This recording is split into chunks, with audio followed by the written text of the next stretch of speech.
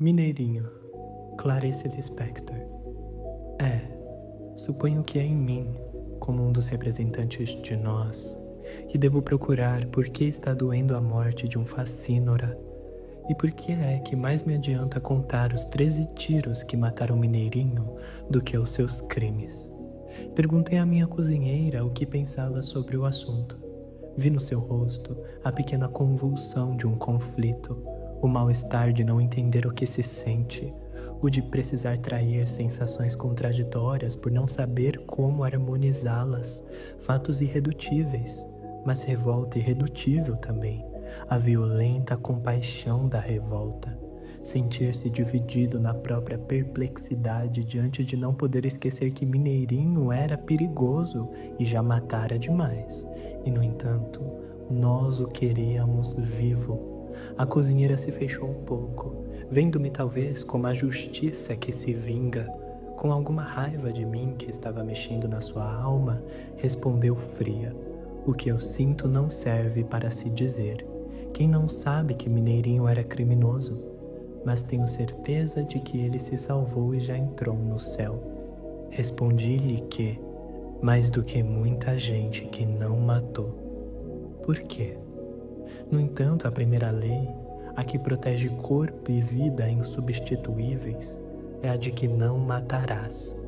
Ela é a minha maior garantia, assim não me matam, porque eu não quero morrer, e assim não me deixam matar, porque ter matado será escuridão para mim. Esta é a lei. Mas há alguma coisa que, se me faz ouvir o primeiro e o segundo tiro com um alívio de segurança, no terceiro me deixa alerta, no quarto desassossegada, o quinto e o sexto me cobrem de vergonha, o sétimo e o oitavo eu ouço com o coração batendo de horror, no nono e no 10º minha boca está trêmula, no 11º digo em espanto o nome de Deus, no 12º chamo meu irmão, o 13º tiro me assassina, porque eu sou o outro, porque eu quero ser o outro. Essa justiça que vela meu sono, eu a repudio, humilhada por precisar dela. Enquanto isso durmo e falsamente me salvo. Nós, os sonsos essenciais. Para que minha casa funcione, exijo de mim como primeiro dever que eu seja sonsa, que eu não exerça minha revolta e o meu amor guardados. Se eu não for sonsa, minha casa estremece. Eu devo ter esquecido que embaixo da casa está o terreno, o chão onde nova casa poderia ser erguida. Enquanto isso, dormimos e falsamente nos salvamos, até que 13 tiros nos acordem, e com horror digo tarde demais, 28 anos depois que Mineirinho nasceu, que ao homem acuado, que a esse não nos matem, porque sei que ele é o meu erro, e de uma vida inteira, por Deus, o que se salva às vezes é apenas o erro, e eu sei que não nos salvaremos enquanto nosso erro não nos for precioso. Meu erro é o meu espelho, onde vejo que em silêncio eu fiz de um homem.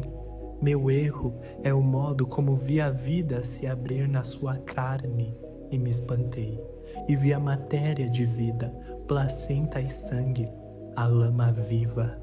Em Mineirinho se rebentou o meu modo de viver. Como não amá-lo, se ele viveu até o 13º tiro, o que eu dormia? Sua assustada violência, sua violência inocente, não nas consequências, mas em si inocente como a de um filho de quem o pai não tomou conta. Tudo que nele foi violência, em nós furtivo, e um evita o olhar do outro para não corrermos o risco de nos entendermos, para que a casa não estremeça. A violência arrebentada em Mineirinho que só outra mão de homem, a mão da esperança, pousando sobre sua cabeça aturdida e doente, poderia aplacar e fazer com que seus olhos surpreendidos se erguessem e enfim se enchessem de lágrimas.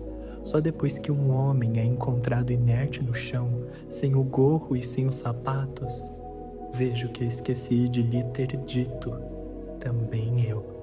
Eu não quero esta casa. Quero uma justiça que tivesse dado chance a uma coisa pura e cheia de desamparo em Mineirinho. Essa coisa que move montanhas e é a mesma que faz gostar feito doido de uma mulher e a mesma que o levou a passar por porta tão estreita que dilacera a nudez. É uma coisa que em nós é tão intensa e límpida como uma grama perigosa de rádium.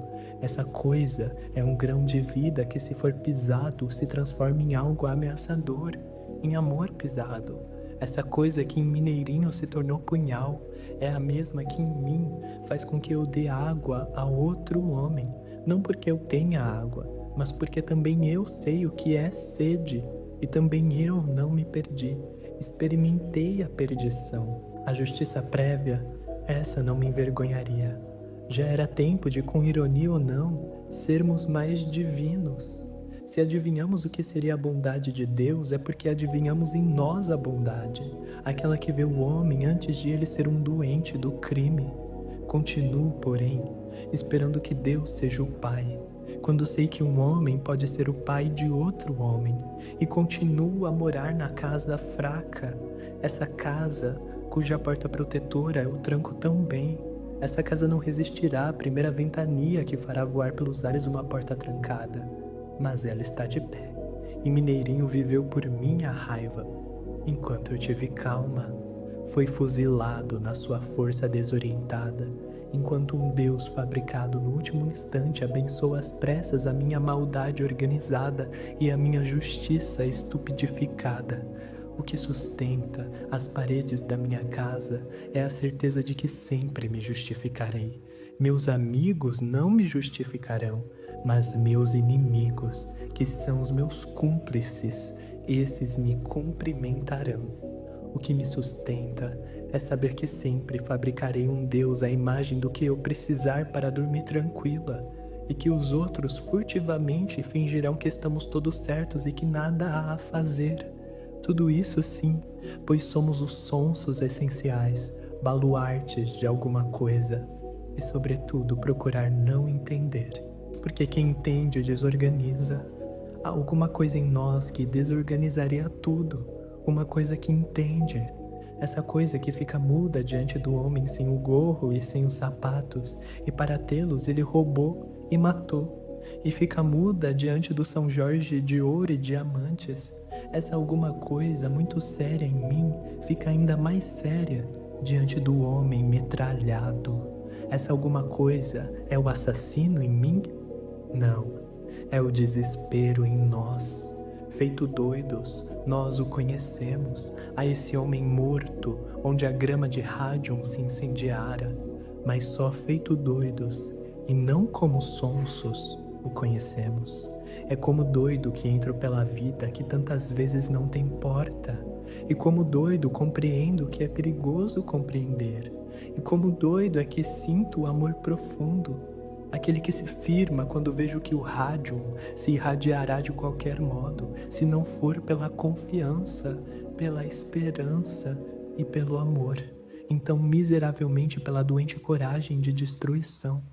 Se eu não fosse doido, eu seria 800 policiais com 800 metralhadoras, e esta seria a minha honorabilidade, até que viesse uma justiça um pouco mais doida, uma que levasse em conta que todos temos que falar por um homem que se desesperou porque neste a fala humana já falhou.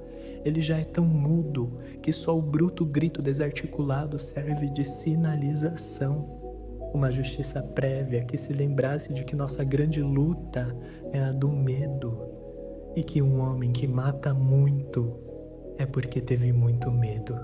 Sobretudo uma justiça que se olhasse a si própria e que visse que nós todos, lama viva, somos escuros, e por isso nem mesmo a maldade de um homem pode ser entregue à maldade de outro homem, para que este não possa cometer livre e aproveitadamente um crime de fuzilamento. Uma justiça que não se esqueça de que nós todos somos perigosos, e que na hora em que o justiceiro mata, ele não está mais nos protegendo, nem querendo eliminar um criminoso. Ele está cometendo o seu crime particular, um longamente guardado, Na hora de matar um criminoso, nesse instante, está sendo morto um inocente. Não, não é que eu queira o sublime, nem as coisas que foram se tornando as palavras que me fazem dormir tranquila, mistura de perdão, de caridade vaga, nós que nos refugiamos no abstrato. O que eu quero é muito mais áspero e mais difícil. Quero o terreno.